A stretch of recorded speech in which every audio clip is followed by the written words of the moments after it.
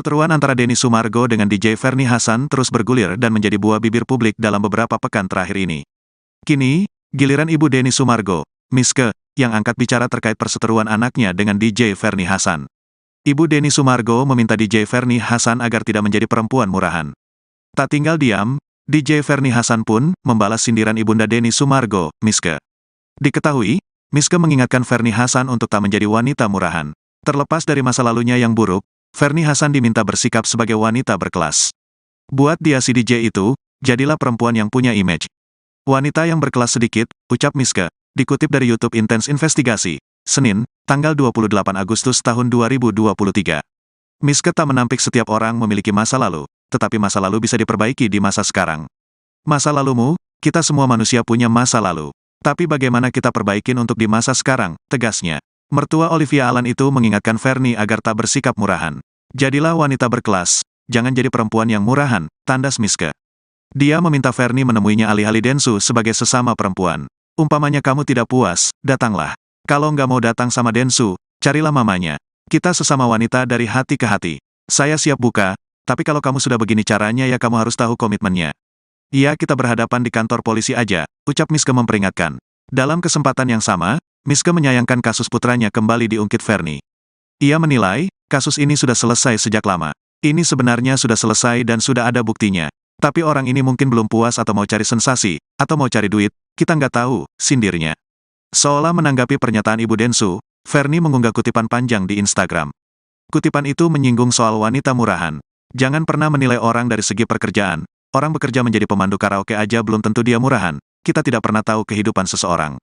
Bisa jadi kemungkinan dia satu-satunya tulang punggung keluarga yang membutuhkan biaya hidup cukup besar. Atau dalam segi pendidikannya kurang sehingga sulit mendapatkan pekerjaan. Atau ada salah satu keluarga mereka seperti ayah atau ibunya yang membutuhkan biaya untuk rumah sakit, sehingga dia menjalin pekerjaan tersebut. Sebelum menghina seseorang cobalah lihat dulu kondisi mereka, dan bercerminlah terlebih dahulu. Apakah kita sudah suci di mata Allah? Orang yang rajin ibadah aja belum tentu punya hati yang baik, tulis Ferny sembari mengunggah potret dirinya dalam nuansa pakaian hitam. Laporan tadi, itu ini. Ya, laporannya gimana tadi Pak? Baik, terima kasih ya kawan-kawan semua.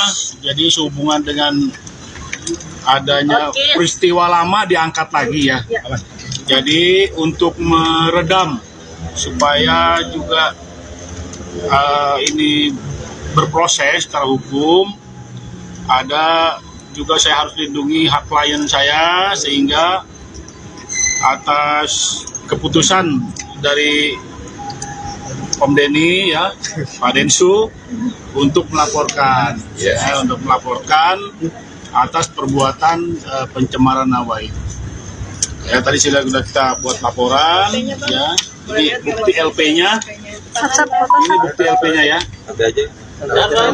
Ya. Pasal yang kita tuduhkan 310, pasal 310 ya, 311 KUHP ya, 315 juga, kemudian juntonya pasal 27 ayat 3 ya Undang-Undang ITE. Ya, jadi Apa aja? Pencemaran ya, nama baik. itu tadi pencemaran nama baik ya. Dan apa namanya dengan kita lakukan ini ya saya harap untuk nanti ya tinggal penyidik lah untuk melakukan langkah-langkah penyelidikan dan penyidikan. Bang, terlapornya dalam lidik atau Ferny? Terlapornya dalam lidik atau Ferny? Iya, atas nama itu. Oh, atas nama itu. PH ya. Mas Denny akhirnya memutuskan untuk melaporkan Mas Denny. Oh, kaget juga, maksudnya kenapa? Jadi ada yang bilang katanya gara-gara saya ada klipan video waktu lagi ngobrol sama Dr. Richard. Di situ kan saya lagi cerita sama Dr. Richard bagaimana kita harusnya bisa memaafkan segala yang sudah terjadi. Nggak ada urusannya sih sama dia. Cuman masalahnya dia ngerasa kok gue ngebahas itu lagi. Ya gue kan membahas itu kan dari perspektif gue, pengalaman hidup gue yang gue bisa bagi ke orang. Nah apa yang mau gue bahas? Ya kan, nah, gue bahas itu untuk memberikan insight buat Dr. Richard karena dia tidak bisa memaafkan katanya waktu itu. Gue bilang bisa lah, kita semua bisa memaafkan. Tapi bukan berarti kalau kemudian kita memaafkan orang itu bisa semena-mena. Ibaratnya gitu. Akhirnya dibikinlah dia satu postingan, yang postingan itu membuat orang tuh menafsirkan macam-macam. Kesannya bahwa hasil tes DNA saya yang dulu itu diragukan.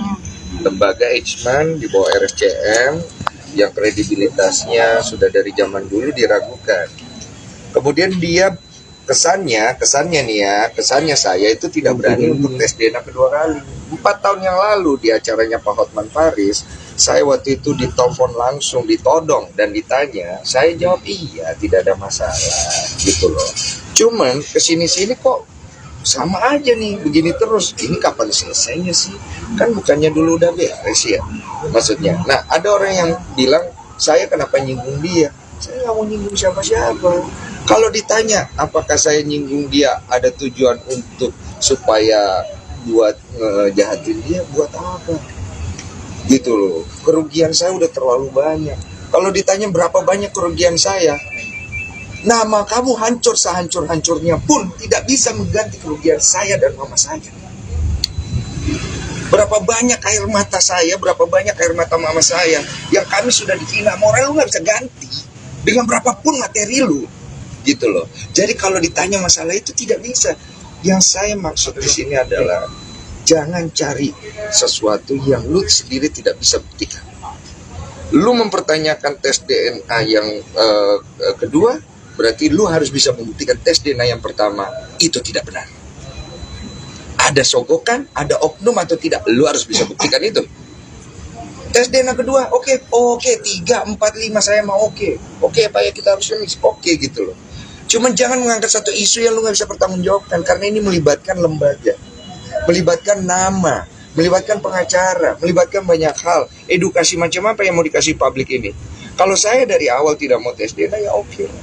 Saya dari awal kasihan mau minta tes DNA, saya sampai dipojokkan, saya nangis di TV, nggak ada yang percaya saya. Orangnya lari kiri kanan, bikin cerita di media, orang percaya berita itu.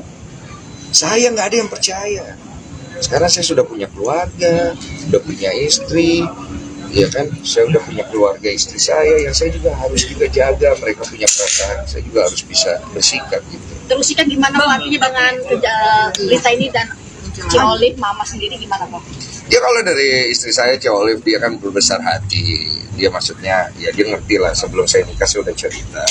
Cuma kan biar gimana kan, dia punya orang tua ya.